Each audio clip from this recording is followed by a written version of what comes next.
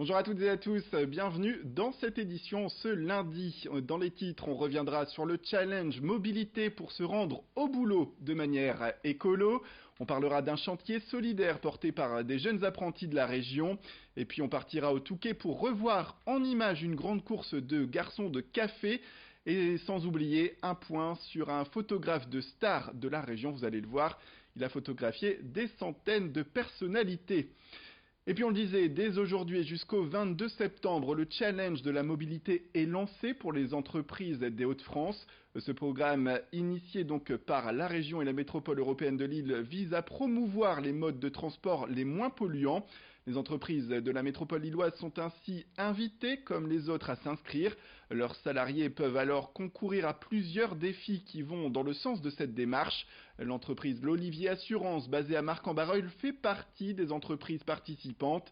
4 organisateurs ont ainsi décidé de motiver les 240 salariés à utiliser des moyens de transport alternatifs.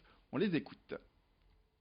C'est lundi matin, mais la semaine démarre tout juste et nous, notre rôle en tant qu'organisateur et référent de ce challenge, c'est justement d'aller pousser les gens, à savoir que l'idée c'est d'essayer, c'est de rayonner, de communiquer. Donc si lundi c'est pas parfait, mardi ce sera mieux, et etc.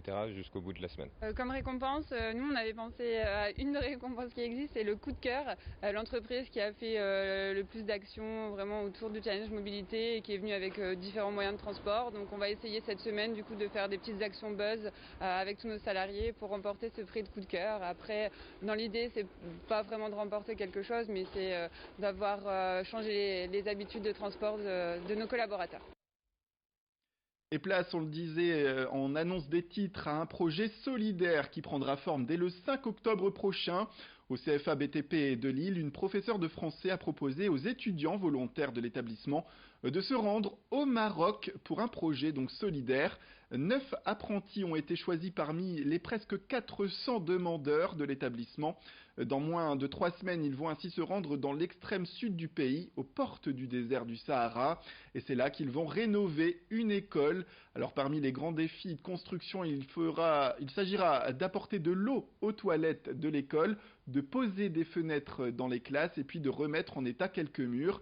S'ils vont aider, les étudiants vont aussi pouvoir bénéficier d'une grande richesse selon les responsables du programme, car ils vont découvrir une autre culture locale. Et pour les aider à réussir ce défi, vendredi dernier, l'association Cap Solidarité est venue les préparer au choc culturel auxquels ils seront d'ailleurs confrontés, comme la pauvreté extrême des habitants de cette zone du Maroc, qui vivent pour certains avec moins d'1 € par jour. On est allé rencontrer les étudiants qui nous donnent leurs sentiments à l'approche de ce grand voyage. Logiquement, il y a les sanitaires qui ont été construits, donc on va faire une clôture tout le long de l'école pour éviter qu'il y ait des animaux qui rentrent sur l'espace de l'école. Et on a de l'arrivée d'eau à tirer du village jusqu'à l'école. C'est à savoir aussi surtout s'adapter, à savoir leur mentalité, comment elle est, et savoir partager un peu le rythme de vie avec eux. Ça c'est sûr en vrai, parce qu'ils n'auront pas la même façon de faire que nous, que ce soit au niveau matériel, au niveau façonnage. Donc ouais, on va apprendre des choses.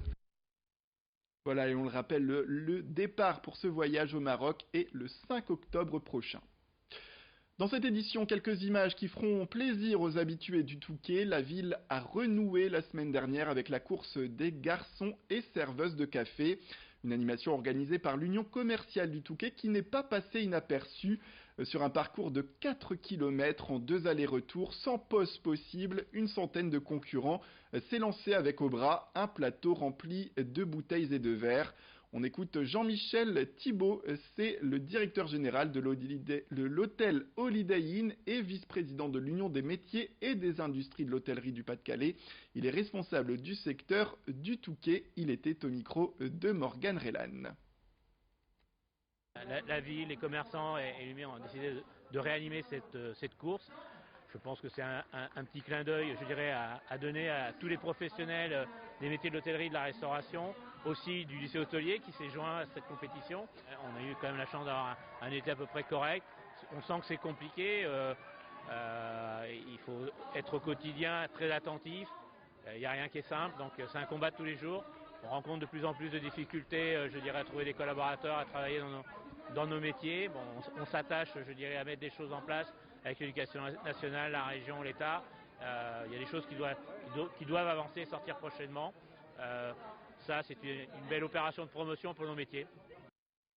Et puis on termine avec ces images d'une figure emblématique de Tourcoing qui a photographié d'autres figures bien emblématiques également. Coup de projecteur sur 50 ans de carrière. À partir des années 60, Jean-René Éblagon a photographié une multitude de stars de passage dans les théâtres de Lille, Roubaix et Tourcoing.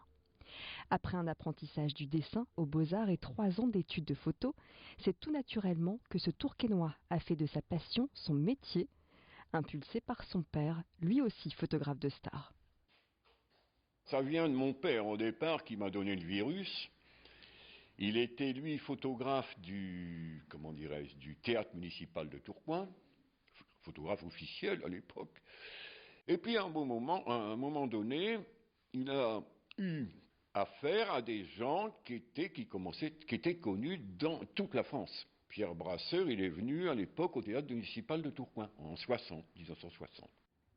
Line Renaud, Carlos, Pierre Bellemare, Annie Girardot, ils sont tous passés devant l'objectif de Jean-René Éblagon, qui a été marqué par certaines rencontres, certaines personnalités. Raymond Devos. Raymond Devos, ça, c'est presque un ami pour moi. C'était quelqu'un de formidable. J'ai d'ailleurs fait une exposition où je l'ai invité, il est venu, une exposition privée, ici à Tourcoing. Il a profité de son passage au Colisée de Roubaix pour venir le dimanche, chez moi, le dimanche matin, faire son exposition. Robert Hossein, par exemple. Bon, Robert Hossein, c'est un garçon qui fait sérieux, qui était très sérieux, que ce monsieur, ça ne doit pas être facile de l'approcher. Ben, c'était tout à fait le contraire. Et puis, il y a eu aussi les rencontres amusantes, voire insolites. Jean Marais, par exemple. Bon, Jean Marais, c'était un acteur de l'époque, c'était un grand classique, Jean Marais. Hein, c'était quelqu'un qui avait une carrière formidable. Ben, j'ouvre sa loge, il était en caleçon. Il dit, non, excusez-moi, c'est pas grave, vous pouvez rentrer. Ceci permis de frapper, il me dit entrez. Donc, j'ouvre sa loge, en caleçon. Bon, j'ai fait ces photos d'une gentillesse, d'une simplicité. Monsieur Jean Marais, quand même, des gens qui ont compté. Des souvenirs que Jean-René Éblagon partage avec le public en ouvrant les portes de sa salle d'exposition les après-midi, chez lui, là où sont rassemblés tous ses portraits.